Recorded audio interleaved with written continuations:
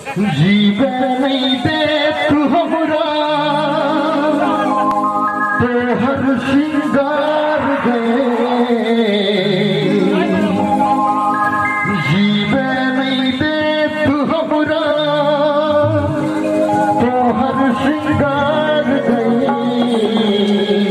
और गालक ऊपर मोती के हार गए। गालक ऊपर मोती के हार गए। जीवन के हमरा जीवन के हमरा तोहर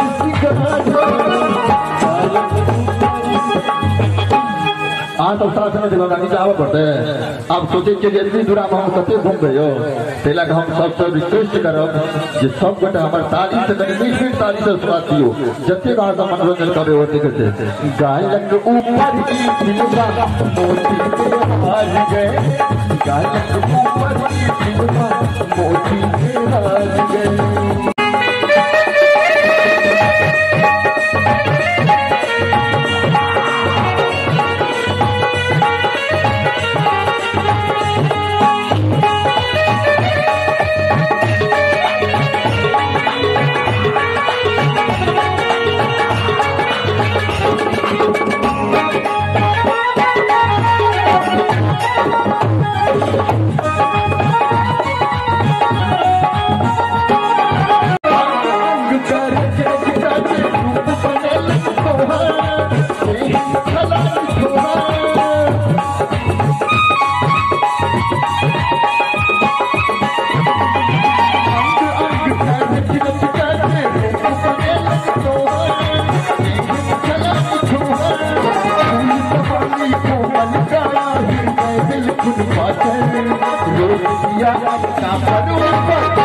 और दीदिया के प्रेम तर अनार गए।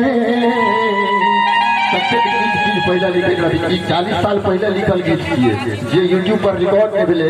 इब्राहिमपुर दीवाना जी हमारा पहुंचल और बेगाना जी के लिखल गीत किए। आप सजीवेगा जो यूट्यूब पर जरूर सुन। दीदिया के प्रेम तर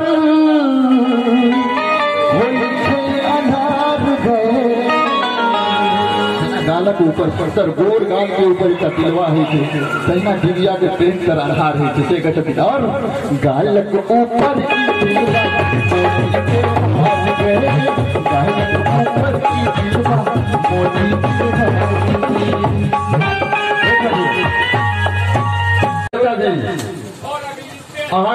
स्पेशल हमरा बुरा पड़ेगा वो करते निश्चित स्पेशल कैसे मिले खातिर